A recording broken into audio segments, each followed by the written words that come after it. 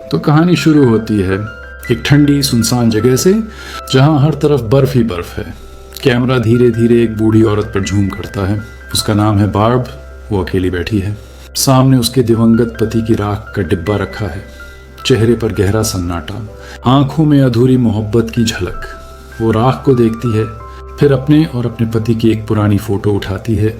Photo को देखते देखते उसके चेहरे पर हल्की मुस्कान और आंखों में आंसू आ जाते हैं, क्योंकि आज वो एक अधूरी ख्वाहिश पूरी करने निकली है, अपने पति की आखिरी इच्छा।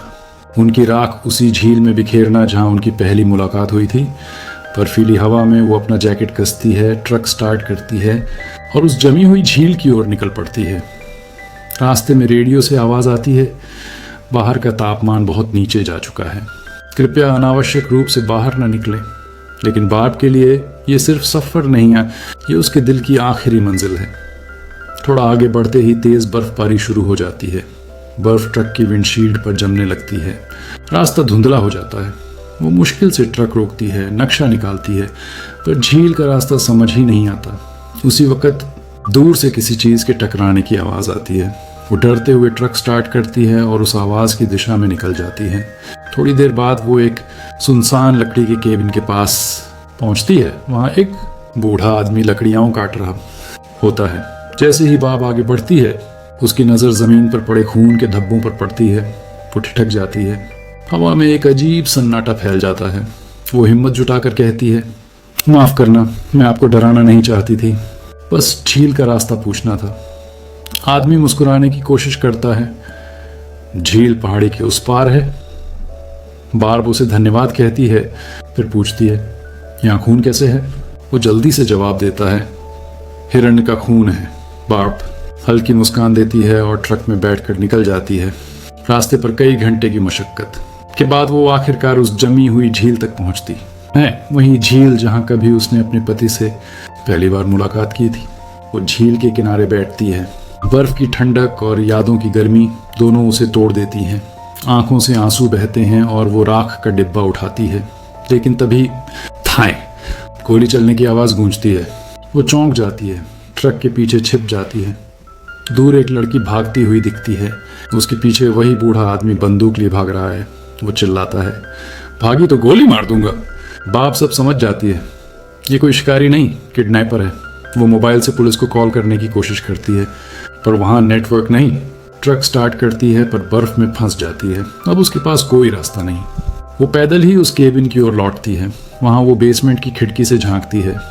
अंदर वही लड़की बंधी हुई है, मुंह पर टेप लगा है। बाप धीरे से शीशे पर उंगली से लिखती है, मैं यहीं हूँ, तुम्हें छोड़कर नहीं जाऊंगी। लेकिन तभी दो गाड़ियाँ और आ जाती हैं। अब वहाँ वो बूढ़ा आदमी और उसकी बीवी भी हैं। बाप छिपकर उनकी बातें सुनती है। पता चलता है उस आदमी ने अपनी बीवी के कहने पर लड़की का अपहरण किया है और अब वो दोनों उसे मारने की प्लानिंग कर रहे हैं। बाप भागकर अपने ट्रक के पास लौटती है। कुछ हथियार, रस्सियाँ और औजार उठाती है। फिर झील के पास लौटकर एक जाल बिछाती है।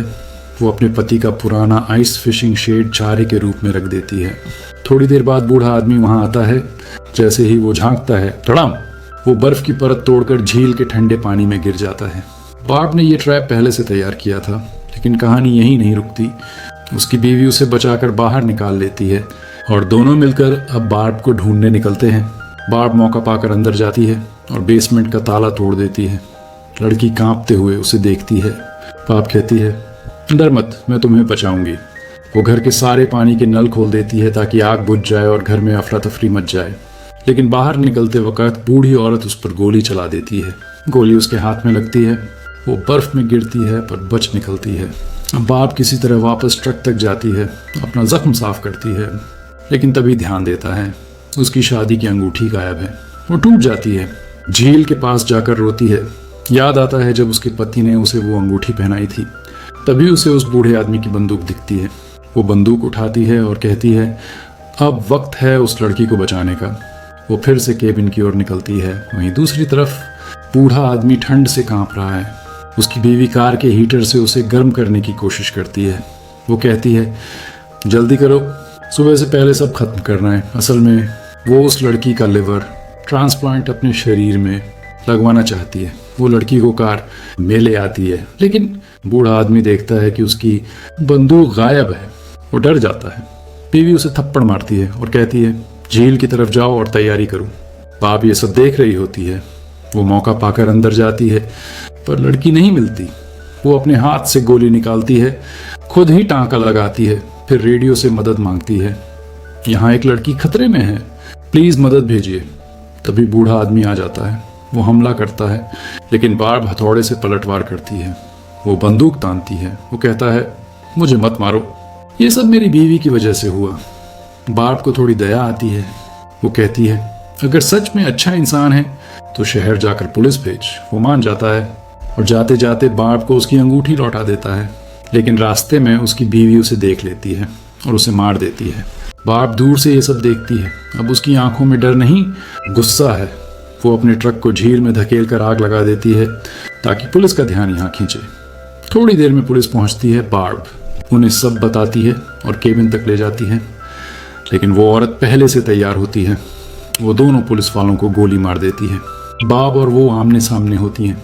गोलीबारी होती है। बाब घायल होती है, पर किसी तरह बच निकलती है। वो केबिन के पीछे छिपती है, लेकिन तभी छत गिर जाती है और वो बेहोश हो जाती है। जब होश आता है, वो खुद को लड़की के साथ बंधा हुआ पाती है। लड़की का नाम है लिया बार्ब। उसे कील देती है और कहती है, सही वक्त पर खुद को छुड़ाना। अगले सीन में वो औरत लाया को ऑपरेशन टेबल पर ले जाती है।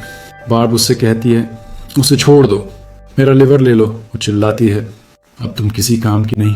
बाब अचानक उठती है और कैंची से उस पर वार कर देती है। दोनों में जबरदस्त लड़ाई होती है। लालटेन गिर जाती है, चारों तरफ आग लग जाती है। वो औरत बंदूक उठाती है, लेकिन उसमें गोलियां खत्म। वो गुस्से में बार्ब को घसीटकर झील के गड्ढे की ओर ले जाती है। तभी लिया खुद को छुड़ाकर बाहर आती है। बार्ब उसे देखकर मुस्कुराती है और हथकड़ी अपने पैर में डालकर उस औरत को भी बांध देती है। दोनों झील के गड्ढे में गिर जाते हैं। लिया उन्हें बचाने नीचे कूदती है, लेकिन बार्ब डूब चुकी होती है। लिया रोती है और उसी पल उसे बार्ब का राख वाला डिब्बा दिखाई देता है। बार्ब आखिरी सांसों में उसे खोलती है और अपने पति की राख उसी झील में बिखेर देती है। धीरे धीरे बर्फ गिरती रहती है। बार्ब की आंखें बंद हो जाती हैं। उसने अपने पति की आखिरी इच्छा पूरी कर दी और लिया की जान भी बचा ली। अगले सीन में लिया को वो पुरानी फोटो मिलती है, बार्ब और उसके पति की, उसी झील के किनारे। वो फोटो अपने पास रखती है और ठंडी हवा में आगे बढ़ जाती है नई जिंदगी की ओर। और इसी के साथ इस दर्द भरी मगर हिम्मत से भरी कहानी का दी एंड हो जाता है।